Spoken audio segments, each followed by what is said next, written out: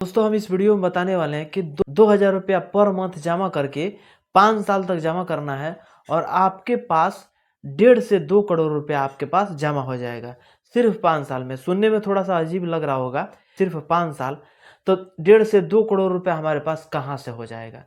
लेकिन एक ऐसा मैं फंडा बताऊंगा, एक ऐसा ट्रिक बताऊंगा, म्यूचुअल फंड्स में इन्वेस्टमेंट करने का जरिया बताऊंगा, जिसके जरिए आप अपने पैसा को 1.5 से 2 करोड़ में कन्वर्ट कर सकते हैं।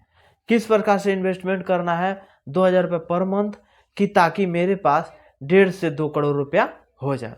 आइए समझते हैं और एक एक पॉइंट को अच्छे से देखिएगा।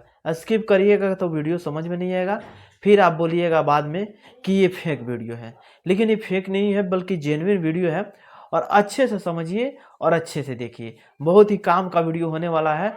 अभी तक मेरे चैनल को सब्सक्राइब नहीं किया तो सब्सक्राइब जरूर कर लीजिएगा और दोस्तों के पास शेयर कर दीजिएगा। सबसे पहले देख लीजिए कि मान लीजिए कि हमारे पास जो सैलरी आ रहा है 20,000 मंथली आ रहा है। उसमें से हम क्या कर रहे हैं कि 10% इन्वेस्टमेंट कर रहे हैं हर मंथ। तो 20,000 का 10% कितना हो गया मेरे पास 2,000 रुपया। अब 2,000 रुपया को हम इन्वेस्टमेंट करेंगे मात्र 5 साल के लिए। 5 साल के लिए इन्वेस्टमेंट करेंगे और मेरे पास जो है 1 करोड़ से प्लस मेरे पास जो पैसा है 1 करोड़ जमा हो जाएगा। अब किस प्रकार से इन्वेस्टमेंट करना है ताकि मेरे पास उतना पैसा हो जाए, तो इसके बारे में थोड़ा सा समझ लीजिए। जैसे कि मान लीजिए कि मेरे पास हर मंथ में इन्वेस्टमेंट करने के लिए हम 2,000 रुपया अलग रख रहे हैं। तो आप लोग को मालूम होगा कि शेयर मार्केट में जो स्टॉक में पैसा हम लगाते हैं वो पैसा कहाँ पे जाता है, तो शेयर मार्केट में जाता है। तो डायरेक्ट हम शेयर में नहीं जमा करके यहाँ पे हम म्यूचुअल फंड्स में जमा करेंगे। तो स्टॉक का एक होता है म्यूचुअल फंड्स,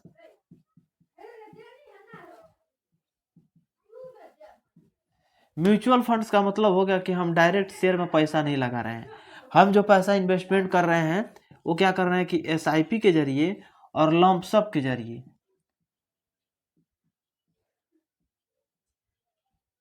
लंप सम के जरिए और एसआईपी के जरिए किसको पैसा दे रहे हैं, म्यूचुअल फंड्स को। और म्यूचुअल फंड्स खुद डिसाइड कर रहा है कि हमको कहाँ कहाँ पे किसको पैसा देना है, कितना इन्वेस्टमेंट करना है, ये डिसाइड कर रहा है। ये पैसा दे रहा है स्टॉक को। अब ये कहाँ कहाँ पे इन्वेस्टमेंट कर रहा है म्यूचुअल फंड्स जाने, लेकिन हमको जो है एसआईपी करना है या लंप सम करना है। 2,000 रुपया पर मंथ हम जमा कर रहे हैं तो इसमें दोनों का जरूरत पड़ने वाला है, एसआईपी का और लंप सम का, दोनों का जरूरत पड़ने वाला है। बशर्ते आप लोग अच्छे से समझिए। देखिए जो ये एसआईपी है ना, एसआईपी में हम 2,000 रुपया पर मंथ इसमें इन्वेस्टमेंट कर रहे हैं। देखिए 2,000 रुपया, हम 2,000 रुपया का एसआईपी जब हम करते हैं तो हमारे पास जो मेरे पास इन्वेस्टमेंट होगा वो 1,20,000 रुपया होगा। 1,20,000 रुपया इसमें इन्वेस्टमेंट होगा। जो रिटर्न्स होगा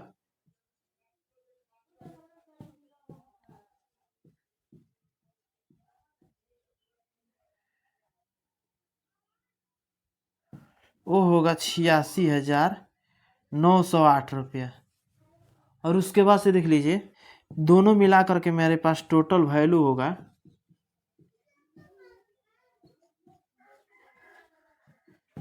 2,06,908 रुपया।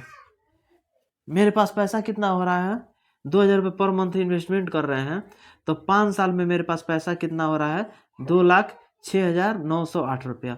अब इतना ही नहीं है, आप लोग इसको समझ लीजिए गौर से। पहले मात्र हम 2,000 रुपया इन्वेस्टमेंट कर रहे हैं तो 1,20,000 रुपया 5 साल में इन्वेस्टमेंट किए हैं, मात्र 86,000 रुपया हमको रिटर्न्स मिला है।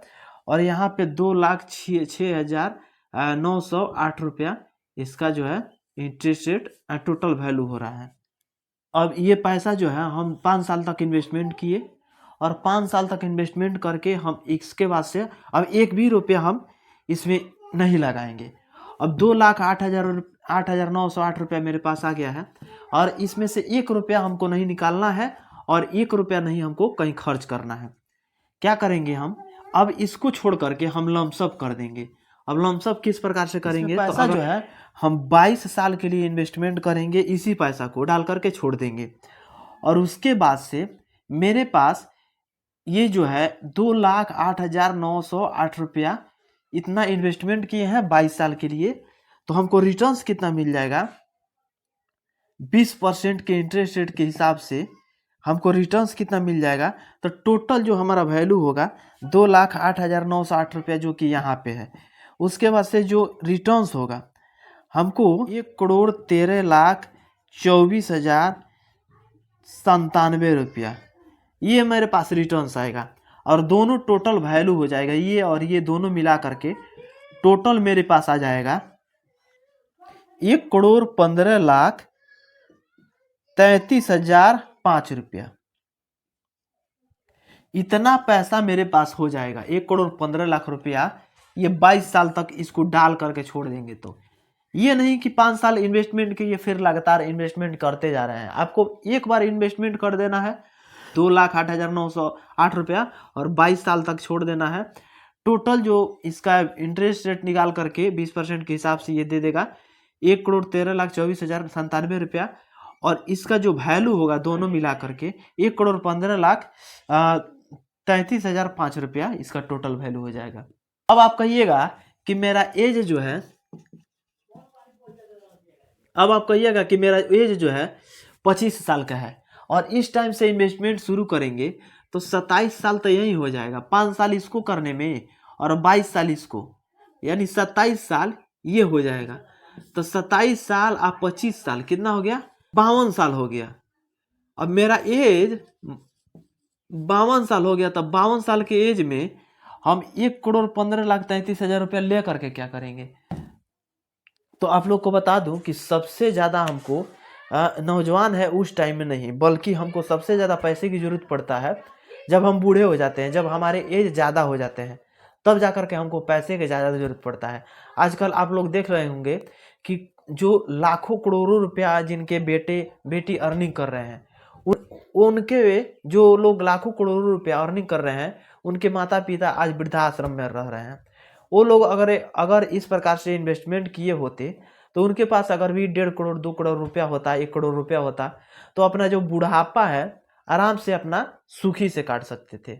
वही चीज़ इन्वेस्टमेंट के बारे में हम बता रहे थे कि अपने इन्वेस्टमेंट अपनी ज़िंदगी के लिए किया जाता है, अपने भविष्य के लिए किया जाता है।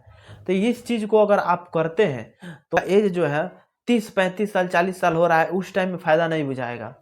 जब आपका एज 50 प्लस होगा, 55 होगा, 60 होगा, उस टाइम में जब इस पैसा को 1 करोड़ इन्वेस्टमेंट जो है उसको आप यूज करिएगा, तो हाँ उस टाइम में लगेगा कि हाँ अपनी ज़िंदगी में हम कुछ किए हैं। आपके बेटे बेटी आपको साथ दें ना साथ दें, लेकिन ये जो पैसा है आपको साथ देने वाला है। तो सबसे पहले इन्वेस्टमेंट शुरू करिए, कहीं भी इन्वेस्टमेंट करिए, लेकिन अपने भविष्य के लिए इन्वेस्टमेंट जरूर करिए।